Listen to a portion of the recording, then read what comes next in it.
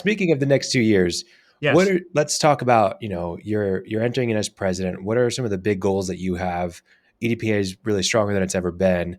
You're coming into a great situation.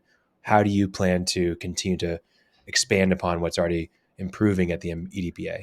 Wow. Great question. There's so much that EDPA is doing. If you are a former member and maybe you drifted away, this is not the association that it was, 10 or 12 years ago. There was an internal survey done. We have an 85% engagement rate with our board members and the leadership and really with the members. And what I mean by that is these aren't people that just read emails and get on a monthly call. Um, they are active in issues that matter to this industry. For example, I think the next 2 years, the priorities clearly were outlined by the members at this meeting. It is about tomorrow's workforce, really the future workforce. How do we attract, train, and retain new people back to this industry? We know that during pandemic, when that happened, 2.8 million full-time employees in this industry were terminated or furloughed. We know approximately 300,000 of them did not come back. So we already had a shortage of the trade skills, the installers on the floor, the carpenter, the craftsman carpenters that work in shops. So we knew there was already a shortage there. Well, this just amplified that gap. And then we also know that the younger generation just didn't really see us as a viable career opportunity. So we know there's an exposure gap about teaching them about who we are and that you can make a six-figure income. And oh, by the way, project managers and designers and administrators and salespeople, I mean, really everywhere, we need to sort of resupply the talent pool. So workforce is a major thing, and you'll see that continue for the next couple of years, front and center. Sustainability is another really important topic for our industry, and that's really being driven by the brand side clients. That matters to that. Trade show industry has always been known as a very wasteful industry. And what I mean by that is you walk through the Las Vegas Convention Center or McCormick Place in Chicago at the end of a show that takes up 1 million square feet.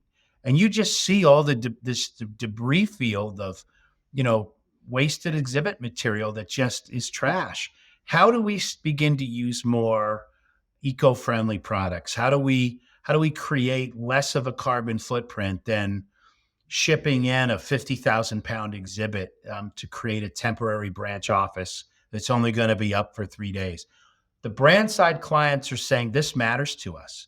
So RFPs are going out wanting to know if we're going to use you as a builder, if we're going to use you as a service provider, what are you doing to prove that you are, I think the term is greenwashing, not just greenwashing, but seriously helping, something for sustainability and making sure you're not destroying the climate. And so there's tons of great stuff. By the way, our friends at IFAS, our European friends, are way ahead of us. I think you know enough about my company, Crew XP, Khalil. We've taken steps even in our own business model. We use pre-engineered aluminum frames to build 90% of the walls that we make, and we clean them and reuse them over and over again. We use mostly fabric graphics, a lot of the PVC stuff we used to use primarily has a lot of methyl ethyl bad stuff in those materials, right? So we've gotten away from more of that. We recycle our carpeting. We've actually made the investment in facilities and in space and in inventory and moved them to the front line of these cities of where the events are taking place. So we have a 5-mile local delivery journey and not a 2,500 or 5,000 mile round trip freight, which we know impacts carbon footprints. So we're certainly not perfect, but we are conscious of trying to do things that will be credible for our own effort on sustainability. And heard some great ideas at the conference. So I think those are Those are two things. We're still also trying to get um, the audience, the international audience, back to U.S. shows. We know Mm, 30% of the total audience that exhibits or attends trade shows in the U.S. and North America comes from other countries.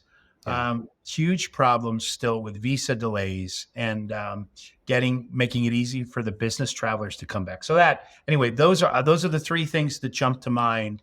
I think that are going to be front burner issues for me as the leader.